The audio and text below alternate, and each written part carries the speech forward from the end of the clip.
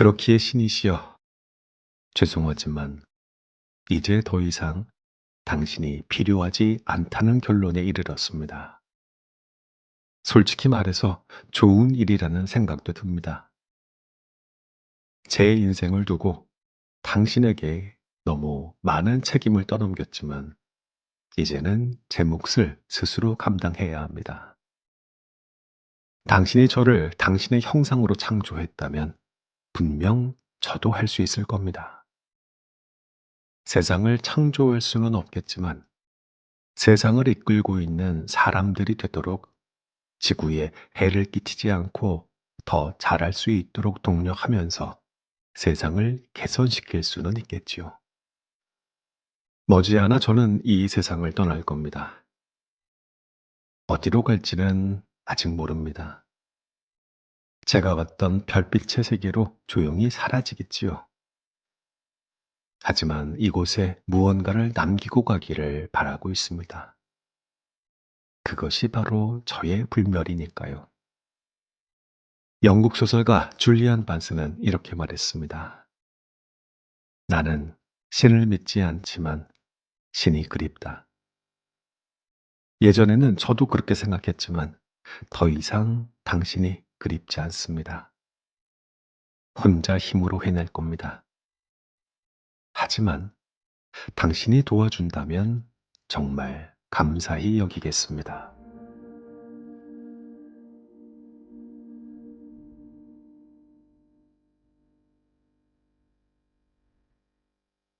안녕하셨습니까? 책 읽는 자작입니다. 오늘 소개할 책은 아흔의 바라본 삶, 지은이 찰스 핸디, 옮기니 정미화, 펴낸 곳은 인플루엔셜입니다. 저자 찰스 핸디는 세계 최고의 경영사상가 50인 중 한 사람이었다고 합니다. 그는 2024년 12월에 세상을 떠났는데요. 이 책은 뇌졸중으로 한 2년 정도 병상 생활을 하면서 그의 한평생을 뒤돌아보며 써내려간 노학자의 성찰의 기록이라고 할 수 있습니다. 아주 잘 살아낸 한 사람으로서 삶의 마지막 언저리에서 보내는 축하의 인사라고 할까요? 이걸 뭐 축하의 인사라고까지는 할까 싶으시겠지만 책을 읽다 보면 알게 됩니다.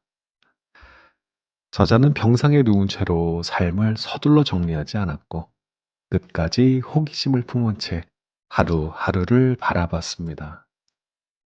시간이 줄어들수록 그는 더 또렷하게 말을 해요. 인생은 아직도 즐겁다고, 노년은 생각보다 훨씬 아름다운 계절이라고. 이 책은 죽음을 앞둔 사람이 쓴 책이라고 하기에 진짜 이상하게도 생에 대한 생생한 감각으로 가득합니다. 나이듦, 일, 관계, 선택, 실패. 이러한 모든 것들이 더 이상 추상적인 개념이 아니고 한 사람의 체온을 가진 경험으로 다가오거든요. 성공에 대한 정의는 단순해지고 행복의 기준은 낮아지고 대신 삶의 밀도는 깊어집니다. 더 많이 가지는 대신 더 잘 바라보는 법을 배우게 되고요. 저자는 자신의 삶을 천천히 펼쳐 보이며 이렇게 묻는 듯합니다. 지금의 당신은 당신의 시간을 어떻게 대하고 있느냐고. 아침에 눈을 뜨는 순간을 아직도 기대하고 있느냐고. 읽다 보면 이상한 기운이 생깁니다. 나이 듦이 덜 두렵고 미래가 조금 느긋해지고요. 어서 빨리 더 나이 들고 싶다라는 말이 농담처럼 들리지 않는 이유입니다. 아까 말했죠? 오히려 노년의 시기를 축하하고 있는 듯 하다니까요. 본문 들으시고 오늘은 클로징 멘트를 조금 좀 잘 살펴서 들어봐 주십시오. 나무님들께 작은 부탁이 있거든요.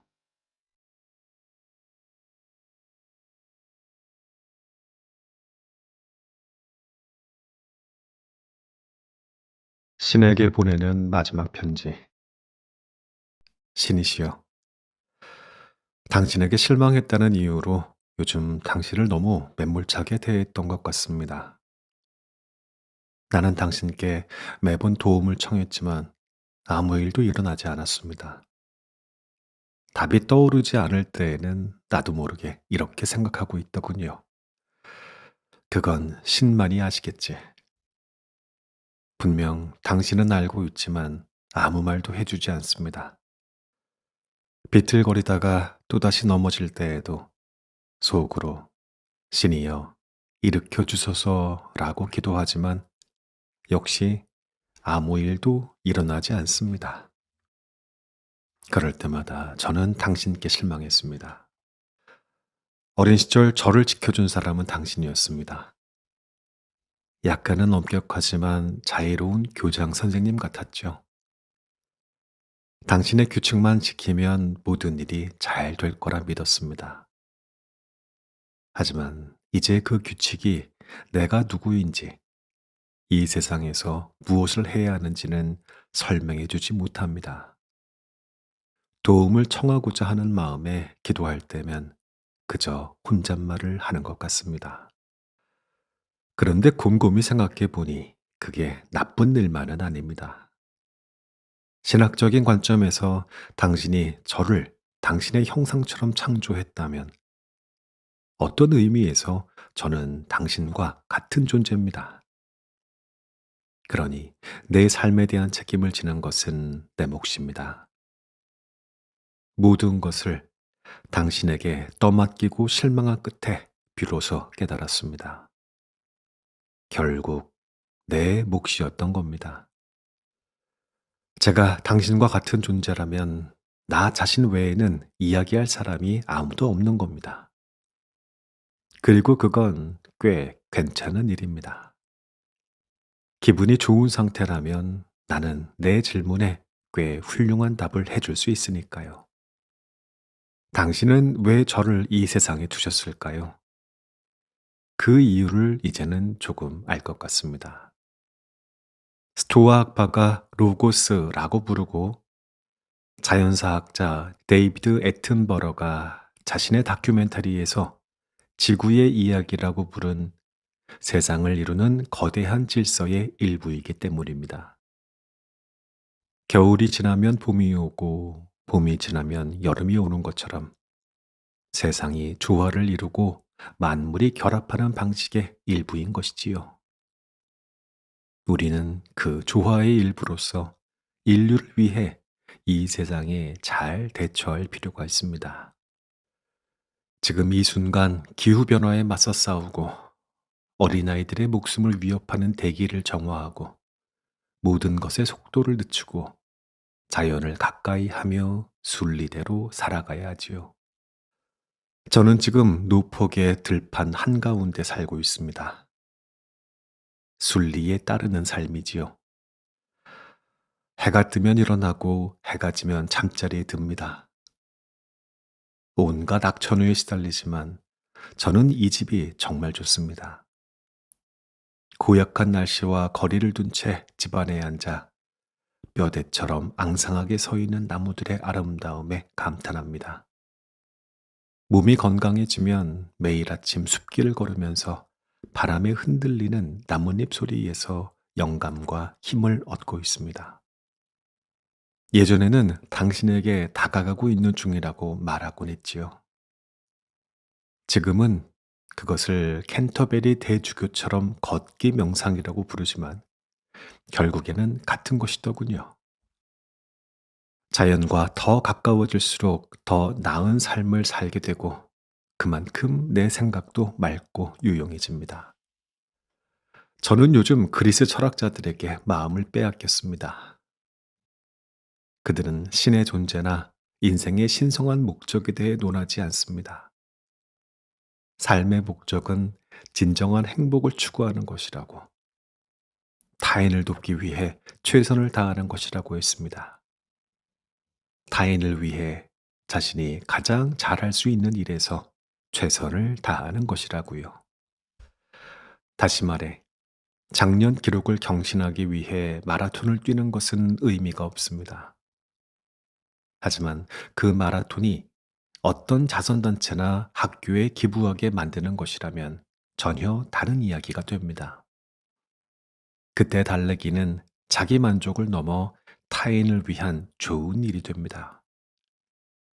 그 순간 우리는 자연의 생명을 불어넣고 시간의 모래 위에 발자취를 남깁니다. 그 흔적은 사라지지 않습니다. 그런 의미에서 우리는 불멸의 존재입니다. 신이시여, 당신의 언어로 표현하자면 행복이란 당신과 함께 걷고 당신과 함께 혹은 예수 그리스도 안에서 사는 것이라고 말할 수 있습니다. 하지만 저는 예수님보다는 당신에게 더 공감하는 것 같습니다. 인기 아이돌 같은 그의 외모가 마음에 들지 않습니다. 사람들이 그를 숭배하는 방식도 때로는 우상 숭배처럼 보입니다. 당신이 직접 주신 십계명을 보면 당신 역시 그런 숭배를 좋아하지 않았습니다. 그럼에도 저는 당신의 성령과 교감하고 있음을 느낍니다. 그것이 저를 고양시키고 제게 도움의 손길을 건네고 용기를 북돋우고 생각할 힘을 줍니다. 그렇기에 신이시여, 죄송하지만 이제 더 이상 당신이 필요하지 않다는 결론에 이르렀습니다. 솔직히 말해서 좋은 일이라는 생각도 듭니다. 제 인생을 두고 당신에게 너무 많은 책임을 떠넘겼지만 이제는 제 몫을 스스로 감당해야 합니다. 당신이 저를 당신의 형상으로 창조했다면 분명 저도 할 수 있을 겁니다.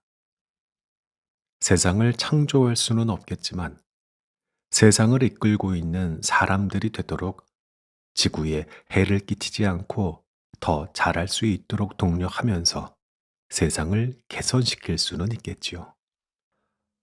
머지않아 저는 이 세상을 떠날 겁니다. 어디로 갈지는 아직 모릅니다. 제가 왔던 별빛의 세계로 조용히 사라지겠지요. 하지만 이곳에 무언가를 남기고 가기를 바라고 있습니다. 그것이 바로 저의 불멸이니까요. 영국 소설가 줄리안 반스는 이렇게 말했습니다. 나는 신을 믿지 않지만 신이 그립다. 예전에는 저도 그렇게 생각했지만 더 이상 당신이 그립지 않습니다. 혼자 힘으로 해낼 겁니다. 하지만 당신이 도와준다면 정말 감사히 여기겠습니다.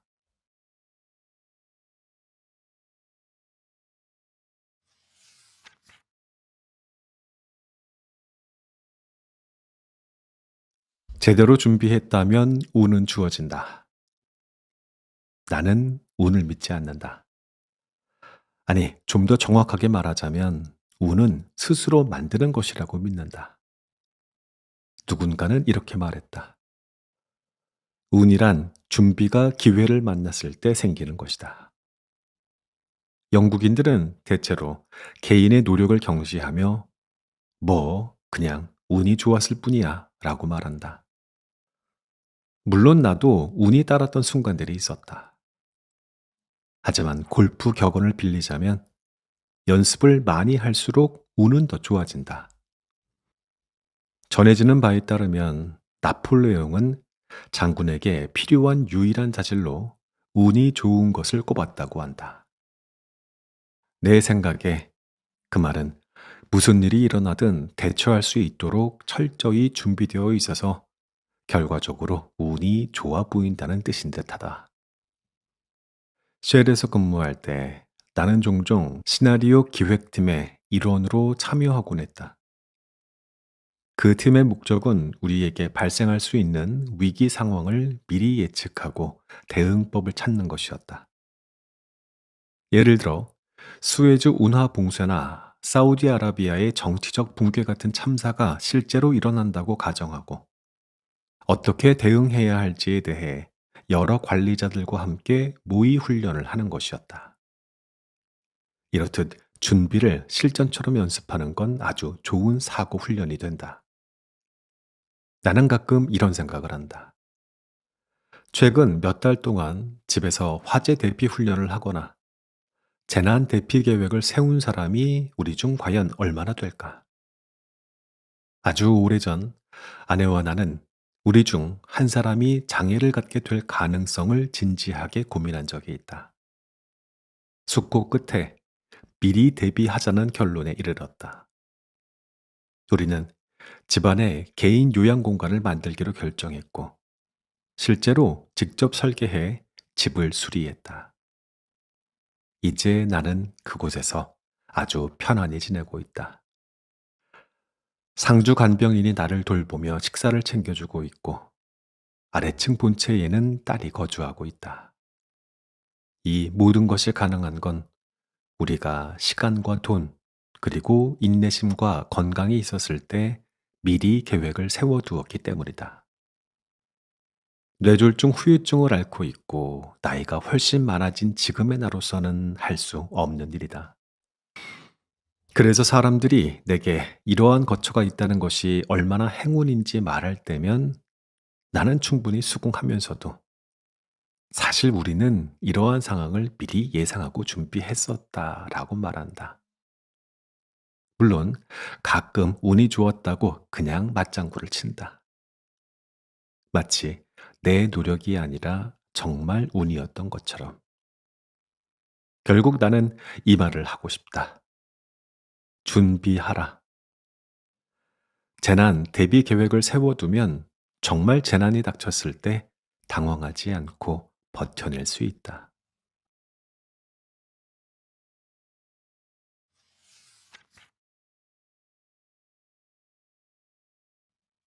당신에게 성공한 삶은 어떤 모습인가? 성공이란 무엇을 의미하는가? 어느 날 저녁 식사 자리에 오른 대화 주제였다. 10대 손자는 조금의 망설임도 없이 자동차나 오토바이, 어쩌면 요트까지 온갖 물건을 살 수 있을 만큼 돈을 버는 것이라고 말했다. 손녀도 비슷한 생각을 하면서 드림하우스를 설계하고 있었다. 환상적인 침실과 욕실, 당연히 바다가 내려다 보이는 테라스까지 갖춘 집 말이다. 이 모든 것은 손주들이 말하는 대로 성공한다면 벌게 될 돈으로 지불될 예정이었다.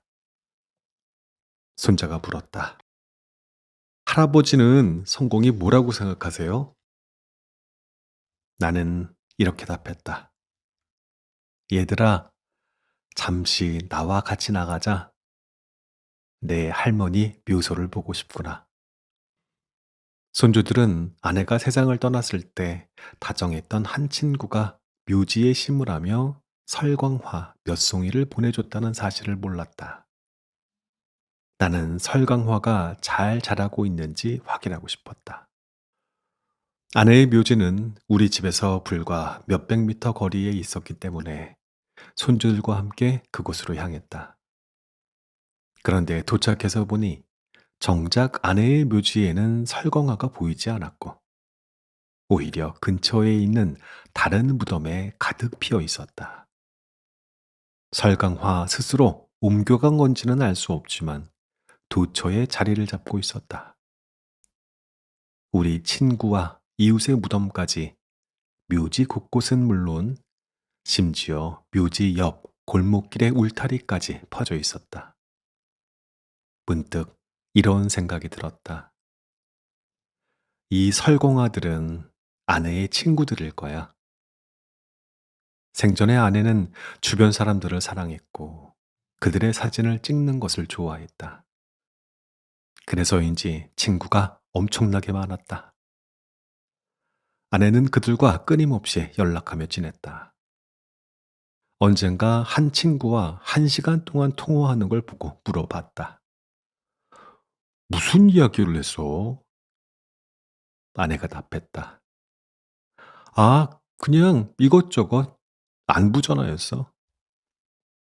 그것은 곧 아내가 마치 설광아처럼 물과 걸음을 주며 우정을 건강하게 유지하는 방식이었다.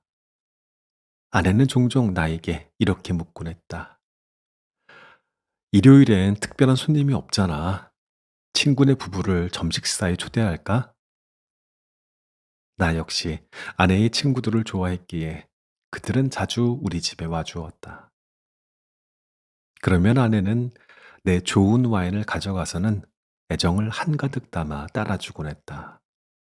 아내에겐 근처 동네에 사는 친구들은 물론 세상 곳곳에 멀리 떨어져 사는 친구들도 많았다.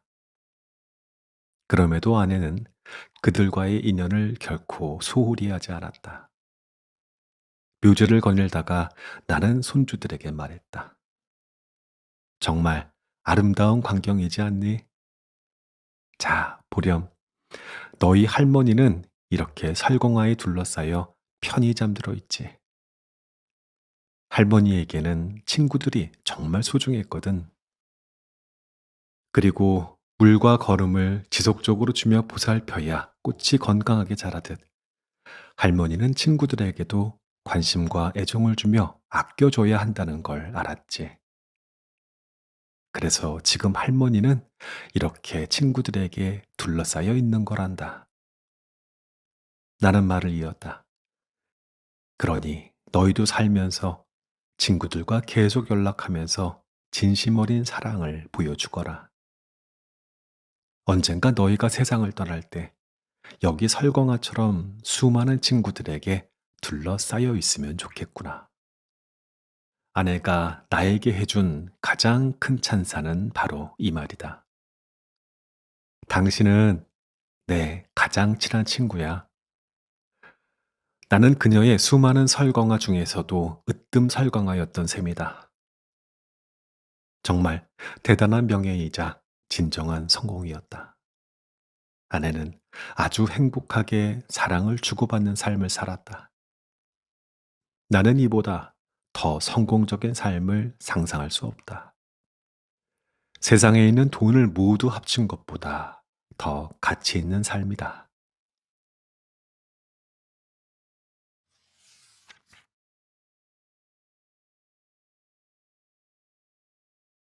이탈리안에게 중요한 세 가지.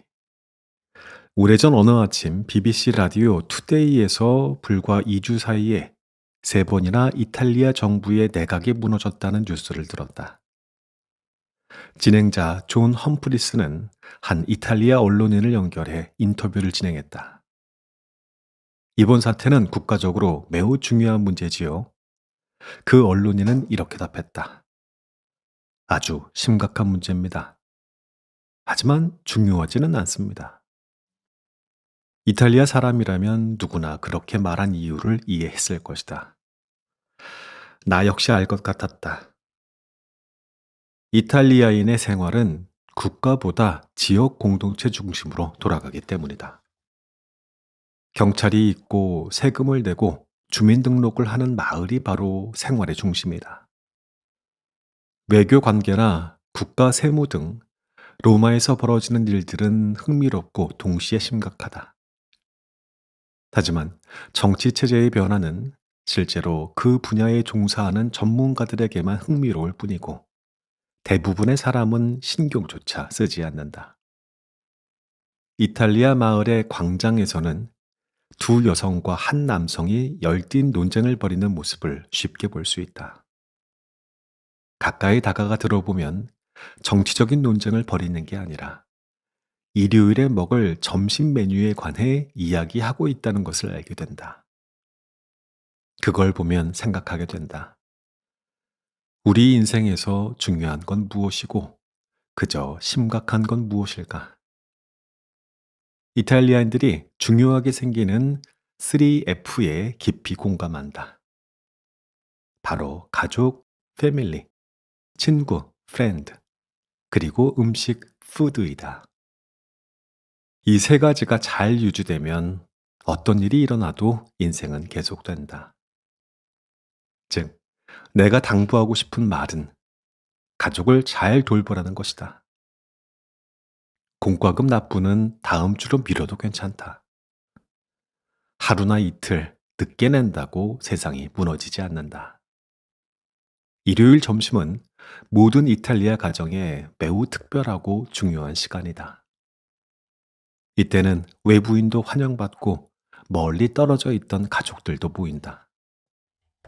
나는 인생에서 중요한 것이 무엇이고 단지 심각한 일에 불과한 것이 무엇인지는 자신만이 결정할 수 있다고 생각한다. 물론 심각한 일들도 무시할 수는 없다. 하지만 그것들을 지금 당장 처리할 필요는 없다. 대개는 머리가 맑아지는 다음 주까지 기다릴 수 있는 일들이다. 하지만 중요한 일은 미뤄서는 안 된다. 그건 바로 가족, 친구, 음식, 이 세 가지다. 나는 가족, 친구, 음식을 중요하게 여기는 이 원칙을 내 삶에도 적용한다. 이 3F는 언제나 내 일보다 먼저이다. 그 일에는 직장 일도 포함된다. 인생은 돈을 벌기 위해서가 아니라 진실로 살아있기 위해 존재하니까. 그런 의미에서 일은 기분이 더 좋아지면 하겠다.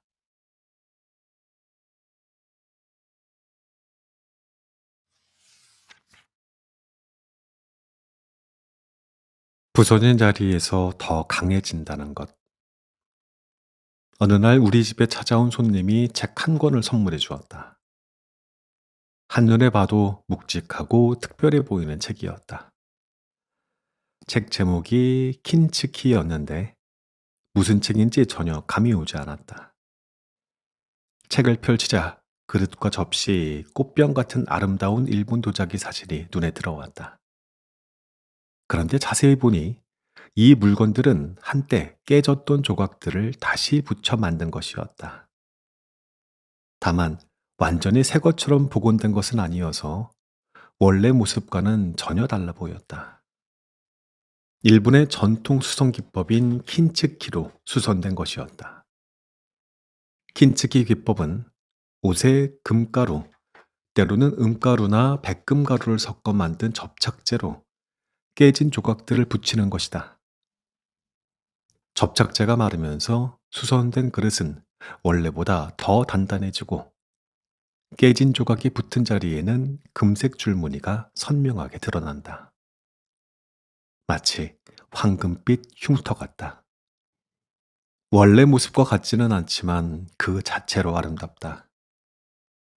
어쩌면 원래보다 더 아름답기도 하다. 책에 소개된 물건들은 그 금색 줄무늬를 따라 고운 빛을 내고 있었다. 일본인들은 여기에서 인생에 대한 교훈을 읽어냈다. 삶에서 우리를 부서지게 하는 일들이 오히려 우리를 더 강하고 단단한 존재로 만들고 결국 그것이 바로 우리의 역사가 된다는 것이다. 이제는 고인이 된 내 아내는 노인들, 특히 할머니들의 얼굴 사진 찍는 것을 무척 좋아했다. 아내는 이렇게 말하곤 했다. 그 얼굴들이 참 아름다워요. 많은 걸 말해주죠. 마치 테피스트리처럼 한 사람의 인생이 얼굴 위에 수놓아져 있는 것 같아요. 그땐 아내의 말이 조금 과장되게 들렸다. 그런데 어느 날 아침 면도를 하려고 거울 속에 내 얼굴을 들여다보다가 문득 이런 생각이 들었다. 하하, 인간이란 참 초라한 존재구나. 특히 지금 거울 속의 이 남자는 더욱 그렇고 늙고 주름지고 말라 비틀어진 내 모습을 좀 봐봐. 그때 처음으로 깊게 주름진 이마가 어떤 모습인지를 실감했다. 마치 쟁기질을 해놓은 밭처럼 이마를 가로지르는 그 평행선들은 내가 읽고 썼던 수많은 책들, 즉, 내 삶의 성과를 보여주는 증거였다. 이 주름들을 금색 줄무늬로 새길 수 없다는 게 참 안타까울 뿐이다. 그러면 아름답진 않더라도 적어도 흥미로운 인상은 주었을 텐데 말이다. 하지만 현실은 이렇다. 이마에는 깊은 주름만이, 양쪽 귀 옆에는 하얗게 세어버린 머리카락 몇 가닥만이 남아있다. 다른 신체 부위도 빠르게 쇠약해지고 있다. 머지않아 나도 세익스피어가 묘사한 노인의 모습처럼 이도 없고 눈도 보이지 않고 미각도 잃고 아무것도 없는 사람이 될 것이다. 다행히 거울에는 쇠약해진 다리나 팔까지는 비치지 않았다. 세월을 머금은 얼굴만 보일 뿐이었다. 다시 얼굴을 바라보았을 때 내 눈가에는 눈물이 맺혀 있었다. 몇 해 전 세상을 떠났지만 여전히 내 마음에서 사라지지 않는 아내가 더욱 생각났다. 아내는 매일 아침 저녁으로 내 마음과 기억 속에 여전히 살아있다. 정말 얼마나 그리운지 모른다. 그 증거는 눈물 어린 내 눈 속에 있다. 시력이 약해진 것도 세월의 흔적이다. 오랜 세월 글을 쓰며 컴퓨터 화면을 너무 오래 들여다본 탓이다. 하지만 이 또한 내 성취의 일부이다. 결국 내 얼굴은 수선된 얼굴이다. 킨츠기 기법처럼 수선되고 수많은 상처와 경험으로 이어붙인 삶의 역사를 가득 담은 얼굴인 셈이다. 나는 늘 이렇게 말하곤 한다. 지혜란 평온함 속에서 이해된 경험이다. 몇 년 전 뇌졸중을 겪은 이후 어쩔 수 없이 전에 비해 활동적이지 않은 삶을 살아야 했지만 마음은 오히려 평온해졌다. 그리고 인생의 긴 여정을 되돌아보며 그 굴곡진 속에서 배운 것들을 떠올려 보는 일은 지금 나에게 큰 기쁨이다. 감히 지혜라고 부를 만한데 내가 그것을 제대로 설명만 할 수 있다면 언젠가 다른 사람들에게 도움이 되었으면 한다.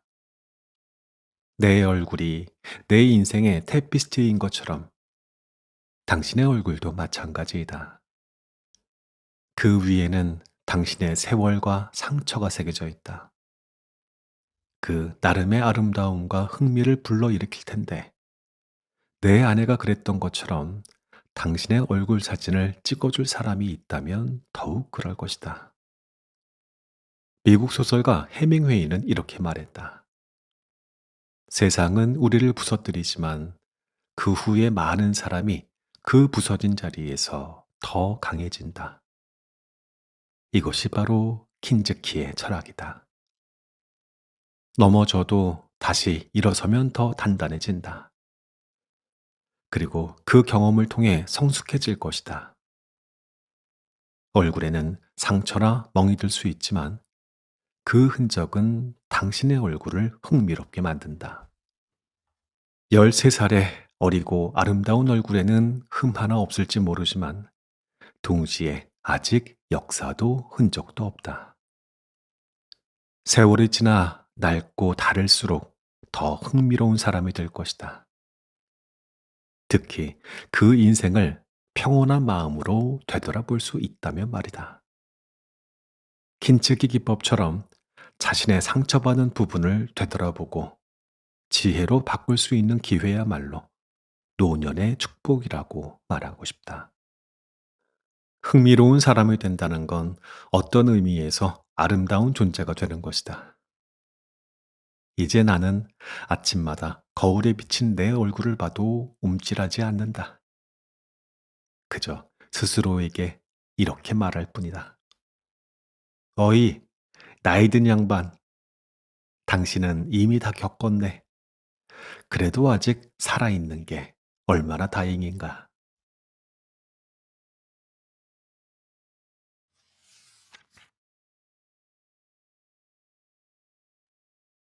피할 수 없는 죽음의 순간을 준비하며 나는 우리가 언제나 예상치 못한 곳에서 지혜를 얻는다고 생각한다.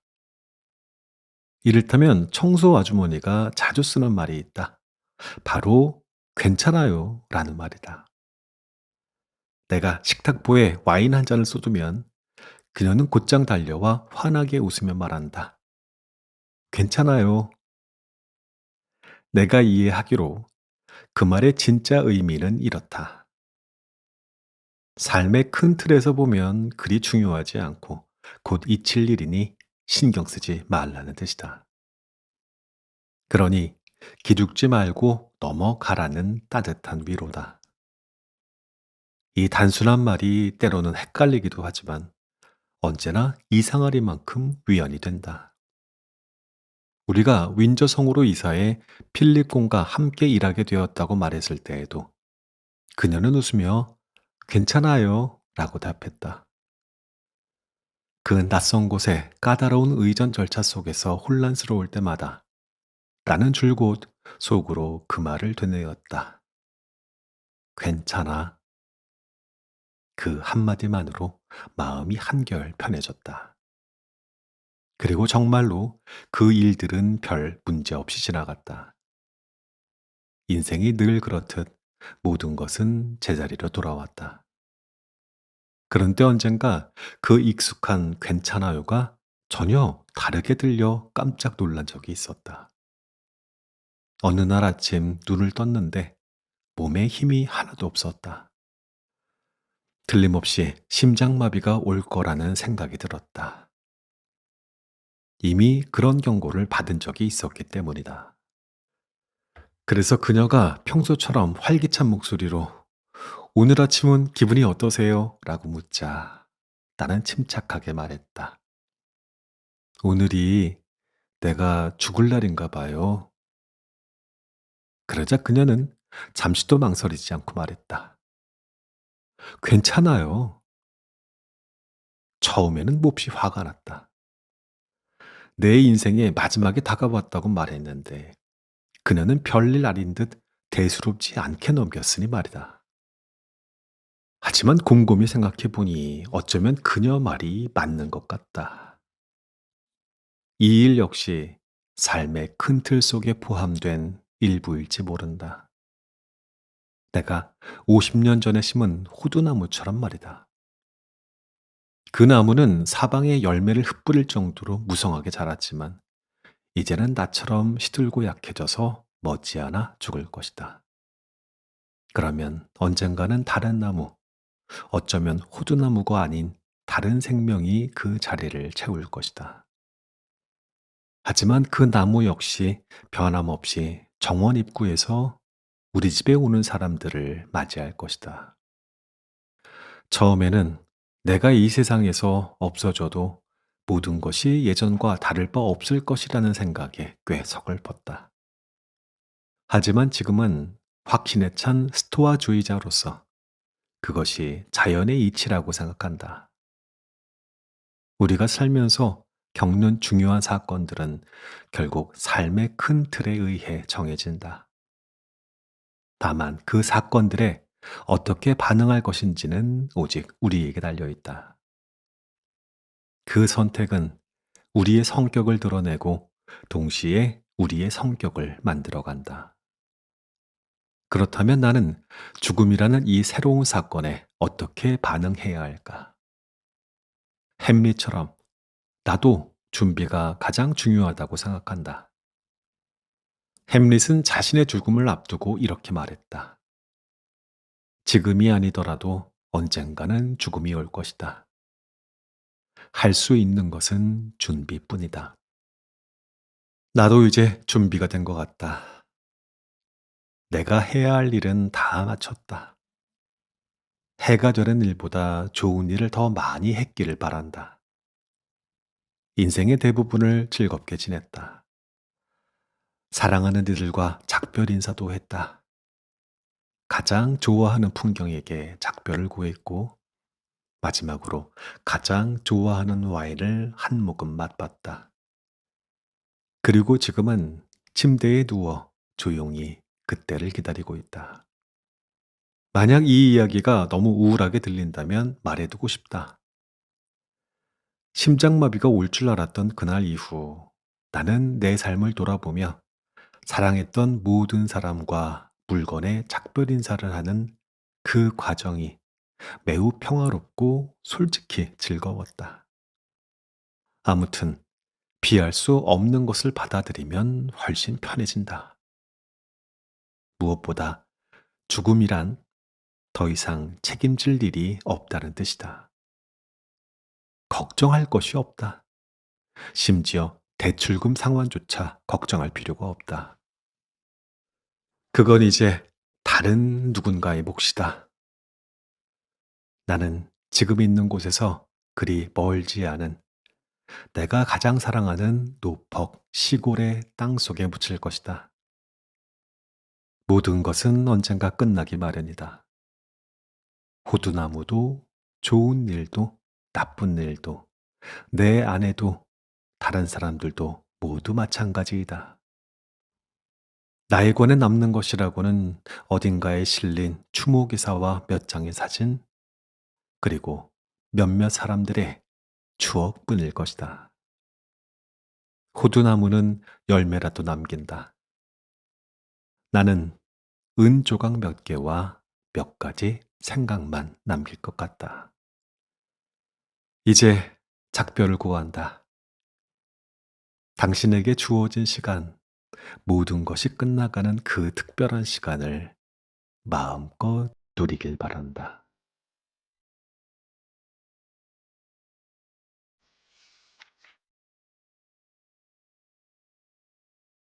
이 책의 낭독은 여기까지 하겠습니다. 저자는 뇌졸중으로 2년 정도의 시간을 집에서만 보낸 것으로 보입니다. 삶의 마지막에서 추억의 골짜기를 거닐며 이렇게 멋진 한 권의 책을 또 완성을 했네요. 저도 그래요. 저의 그런 날을 상상해 봅니다. 사실 자주 상상해 봅니다. 어떤 모습일까? 뭐 저는 자식이 없으니까 아마 혼자 누워 있는 시간이 많겠죠? 내 방은 해가 잘 들었으면 좋겠어요.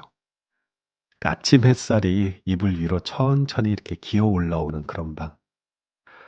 그리고 창밖으로는요, 바다는 실컷 봤으니까 계절을 잘 알려주는 나무들이 많았으면 좋겠다 하는 바람도 있어요. 예전에 말씀드린 적 있지만 제가 책을 낭독해서 녹음하기 시작한 진짜 이유는 바로 그때의 저를 위해서거든요. 지금이 아니고 미래에 혼자 침대에 누워 있는 나를 위해서. 어떤 구독자들은 "아이고 왜 그렇게 개인적인 이야기를 하느냐."고 책만 읽으라고 타박하시기도 하는데 저는 그럴 수가 없어요. 이 방송은 여러분들을 위해서이기도 하지만 미래의 저를 위한 거기도 하거든요.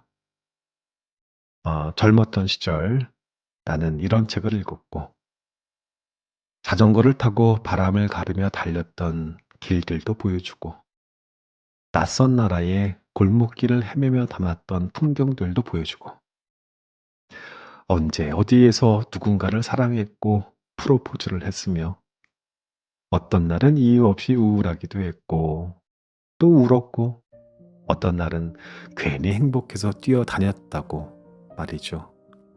이 모든 이야기들을 전해주고 싶어요. 아까 오프닝 때 여러분들께 부탁드린다고 한 게 뭐냐면요.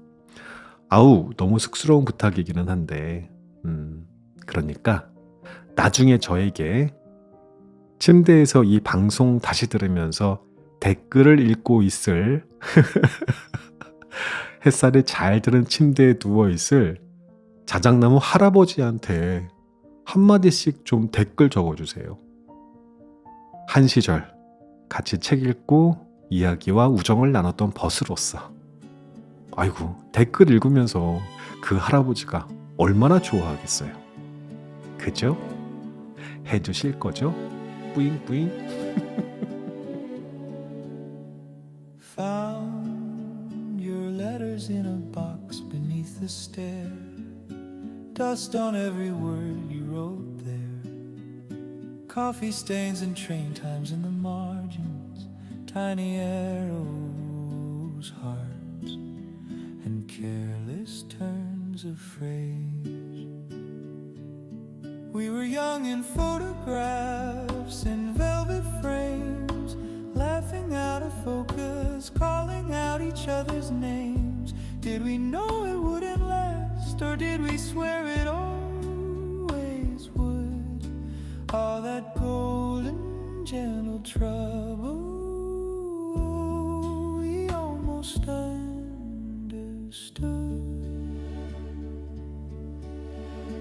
Birthday matchbooks, creased receipts from foreign streets, songs we never finished on old sheets. You drew little maps to places we got lost, circled every corner where we almost changed our minds. We were young in photographs and velvet frames, laughing out of focus, calling out each other's names. Did we know it wouldn't last, or did we swear it always would? All that golden, gentle trouble, we almost understood. Tell me, if I called you now, would you recognize my voice, or just the shadows of a choice we never made? I still hear you in the hallway, humming half a line, turning every ordinary day to something strange. We were young in photographs in velvet frames, frozen mid-December, saying things we never claimed. Maybe love is just a room we never learned to leave for good. All that golden, gentle trouble, we almost understood. So I lay your letters back the way they came, folded like a prayer, soft with flame. Turn out the light, whisper your old name, and somewhere deep inside, a small string